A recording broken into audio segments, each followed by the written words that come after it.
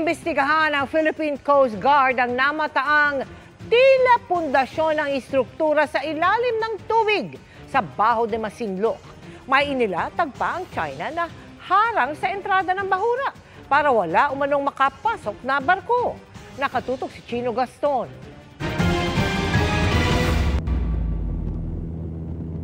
Sa ginawang Maritime Domain Awareness Flight ng Philippine Coast Guard sa Baho de Masinloc, tumambad sa tuktok ng bahura ang mga kakaibang estrukturang ito.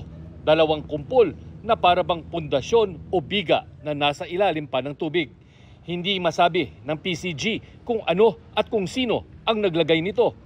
Isa sa mga itinuturing na red line o pangyayaring maaring pag-ugatan ng direct action ng gobyerno ay kung may itatayong istruktura o mag-land reclamation ng China sa Baho de Masinloc. Sa pambihirang pagkakataon, walang Chinese Coast Guard ship na nagbabantay sa loob ng lagoon ng Baho de Masinloc.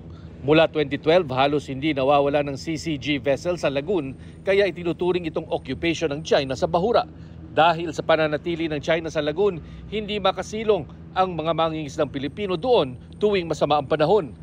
At hindi gaya ng dati, walang fighter jet ng China na sumalubong sa eroplano ng PCG. May namataang helicopter na hindi naman lumapit kaya hindi nakilala ng mga piloto.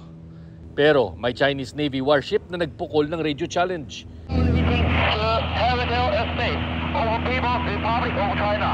Pero sa entrada ng bahura, inilatag ng mga Chinese ang floating barrier para walang barkong makapasok. Ayon sa PCG, paiimbestigahan nila ang mga nakitang estruktura. Ilang kilometro mula sa Baho de Masinloc, nakita namin ang 5 barko ng BFAR at 2 barko ng PCG na naghahatid ng krudo at ayuda sa mga mangingisdang Pilipino.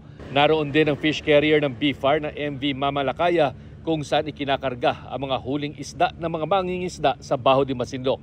Di kalayuan, nag-aabang naman ang mga barko ng China Coast Guard at ilang fishing militia ships. Para sa GMA Integrated News, Chino Gaston, nakatutok, 24 oras.